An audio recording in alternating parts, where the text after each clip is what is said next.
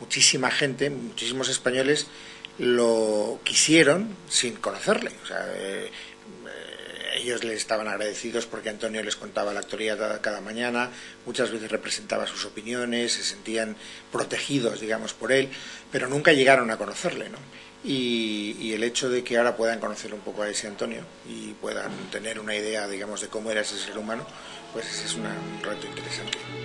¿Cómo es una cena en Moncloa con el presidente del gobierno? Un coñazo.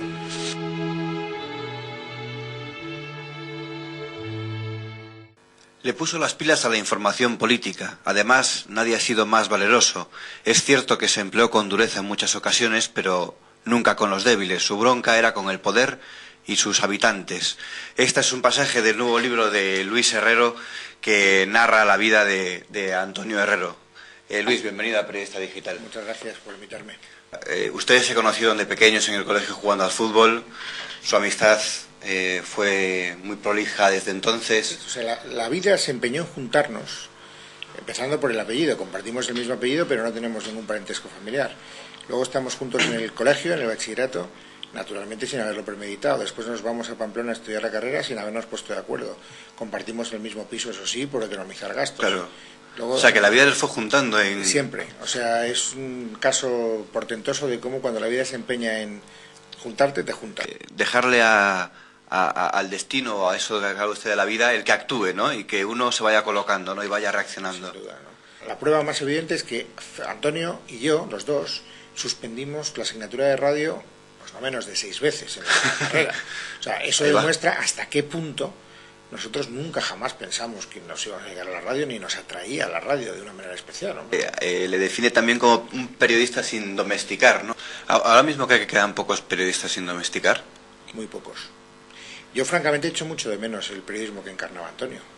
Y en parte, mi decisión de apartarme de la primera línea del periodismo viene motivada también porque yo no termino de encontrarme cómodo con el periodismo que en este momento impera. No digo que no haya honrosísimas excepciones, que las hay, pero el paisaje general a mí no me termina de gustar. ¿Cómo es una cena en Moncloa con el presidente del gobierno? Un coñazo, porque vamos, el presidente del gobierno con el que yo he cenado en Moncloa. Yo he cenado solo con 2 presidentes del gobierno en Moncloa, con Adolfo Suárez y con José María Aznar.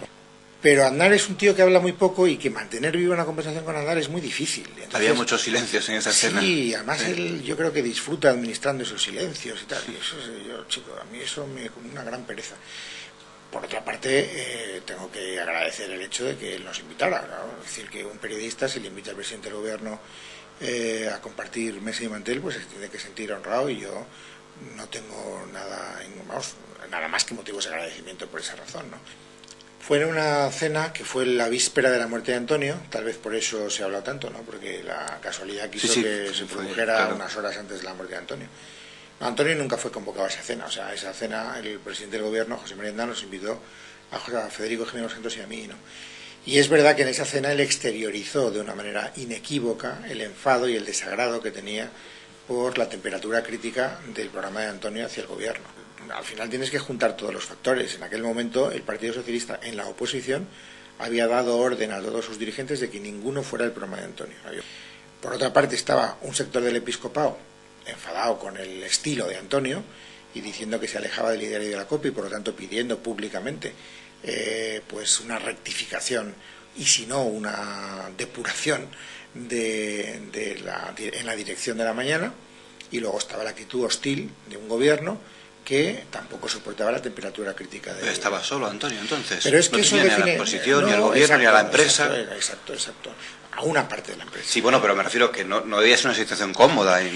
Todo lo contrario, una situación incomodísima, muy incómoda. Pero y eso revela lo que hablábamos al principio, en el momento de la entrevista. ¿Por qué yo digo que Antonio era un periodista silvestrado e indómito? Pues por eso, es decir, era capaz de cabrear a todo el mundo al mismo tiempo, ¿no? Quizá le está pasando algo parecido a Federico ahora mismo, a Federico Jiménez Los Santos. Es que Federico, desde ese punto de vista, es muy parecido a Antonio, desde ese punto de vista. Es decir, Federico también es una silvestrao y es un indómito.